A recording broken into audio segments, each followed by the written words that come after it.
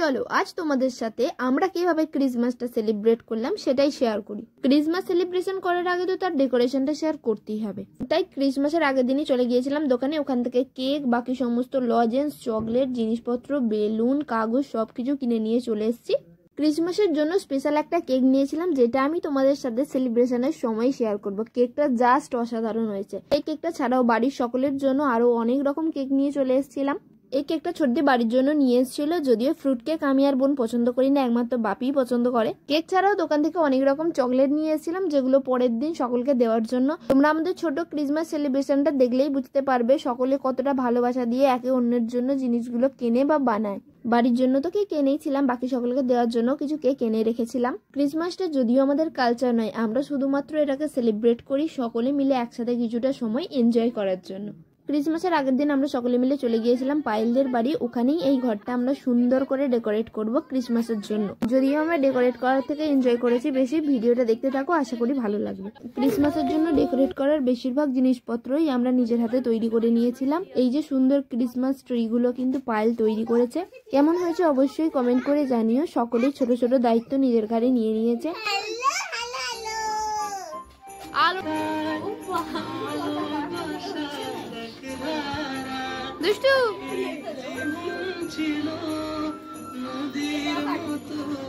তোমরা কতটা কাটলে দেখি।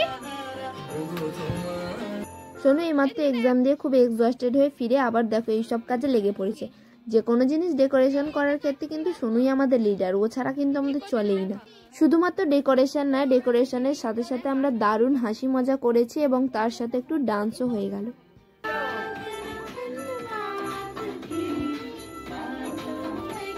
কাকিমা দেখো এদিকে।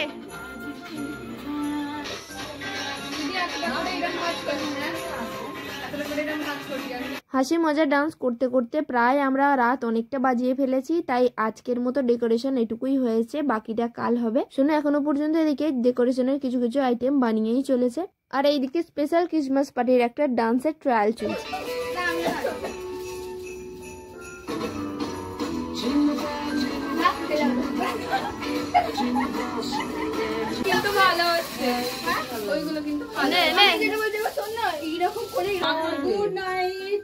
ক্রিসমাসের আগের দিন কি কি করেছি সবটাই তোমাদের সাথে শেয়ার করলাম। এবার তোমাদের সাথে ক্রিসমাসের দিনটা শেয়ার করি। সকালে আমি ঘুম থেকে উঠে দেখি সোনু কত কি করতে শুরু করে দিয়েছে, আর এইদিকে পায়েল আর দুষ্টু চলে এসেছে আমাদের বাড়িতে কেক দিতে। আমাদের এখানে আমরা সকলেই সকলকে কেক দিয়ে থাকি এই ক্রিসমাসের দিনটাতে। তারপর ওরা চলে গেলে আমরা সকলেই রেডি হয়ে নিয়েছি আমাদের ছোট্ট ক্রিসমাস পার্টির জন্য। দেখি এরা দুজনে হাই করে দাও একটা। মিষ্টু এখন মিষ্টুও খুব ভালো বুঝে গেছে যে ক্যামেরা ওপেন করে ওকে ডাকলেই একটা করে হ্যালো করে দিতে হয়। তা যাই হোক, সকলেই তো কেক দিয়ে আগেই চলে গেছে, তাই আমি আর দিদি ভাবলাম সকলকে আমরাও কেকটা আগে দিয়ে আসি। কেক দেওয়ার আর খাওয়ার পর্ব শেষ করে ফিরে এসে দেখি সোনু এখনো পর্যন্ত ক্রিসমাসের জন্য নোট লিখেই চলেছে। তা যাই হোক, এরপর সকলে মিলে রেডি হয়ে চলে গিয়েছিলাম পায়েলদের বাড়িতে, যেখানে আমরা ক্রিসমাসটা সেলিব্রেট করব। আমি পৌঁছে দেখে সকলেই প্রায় চলে এসেছে। বেলুন ফোলানোটা বাকি ছিল, ওটাই সকলে মিলে করে নিচ্ছে। তোমাদের আগেই বলছিলাম না, ক্রিসমাসের দিন আমরা একে অন্যকে নিজের হাতে তৈরি করে কিছু না কিছু গিফট দিই। যদিও আমি এতটাই কুড়ে যে আমি নিজের হাতে ওদের জন্য কিছু বানিয়ে উঠতে পারিনি, কিন্তু পায়েল, মোনালি, দুষ্টু, আইলি, সানা সকলের জন্যই কিছু না কিছু গিফট নিজের হাতে অনেকটা সময় ধরে বানিয়েছে। আমাদের এই ছোট্ট ক্রিসমাসের ডেকোরেশনটা কেমন হয়েছে তোমরা কিন্তু অবশ্যই কমেন্ট করে জানিও। এই যে মেরি ক্রিসমাস লেখাটাও আমরা নিজের হাতে তৈরি করেছি। জিনিসটা চাইলেই কিনে আনা যেত, কিন্তু নিজেদের হাতে তৈরি করার ফিলিংসটাই আলাদা। আমাদের ডেকোরেশন প্রায় 99% কমপ্লিট, আর 1% বাকি আছে, সেটাই লাস্ট ফিনিশিং চলছে। এবার কেক কেটে ক্রিসমাসটা সেলিব্রেট করার পালা। ভিডিওটা দেখতে থাকো, আশা করি ভালো লাগবে।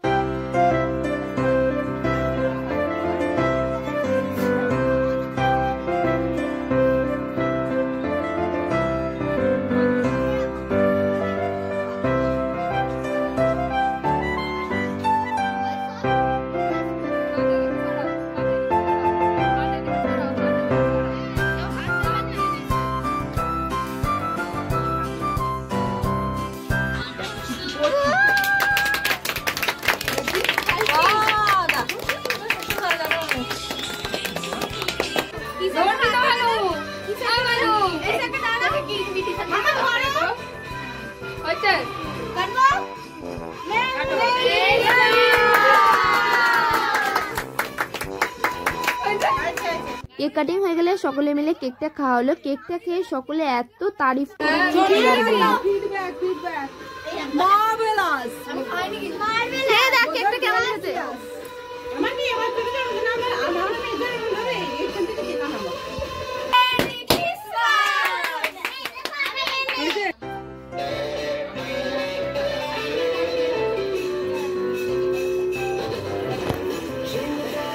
কপিরাইটের জন্য ফুল ডান্স ভিডিওটা আমি তোমাদের সাথে শেয়ার করতে পারলাম না। প্রতি বছর কেক কেটে ক্রিসমাস সেলিব্রেট করার পর এই মুড়ির চাটটা কিন্তু ম্যান্ডেটরি, প্রতি বছরই এটা হয়। এই বছর মুড়ির চাটের জন্য কিন্তু অনেক কিছু ছিল, শসা, পেঁয়াজ, গাজর, বিট, কড়াইশুঁটি, লঙ্কা, চানাচুর, ঝুরি ভাজা আর আলুর চপ। আলুর চপ ছাড়া মুড়ির চাটের কথা কিন্তু ভাবাই যায় না। সিজনাল সমস্ত কিছু সবজি দিয়ে শীতের এই প্রথম মুড়ির চাটটা কিন্তু দারুণ জমেছিল।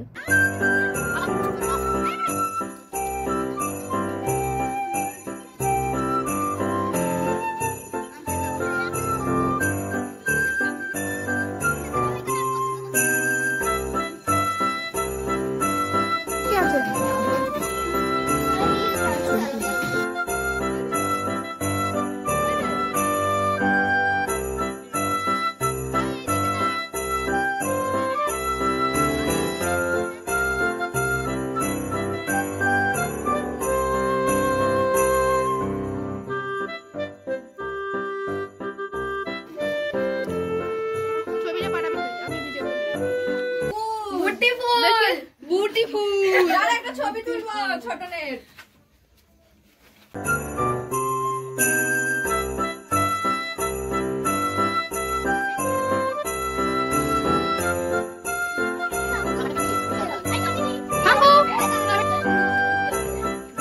দারুণ হয়েছে, নাও দাও।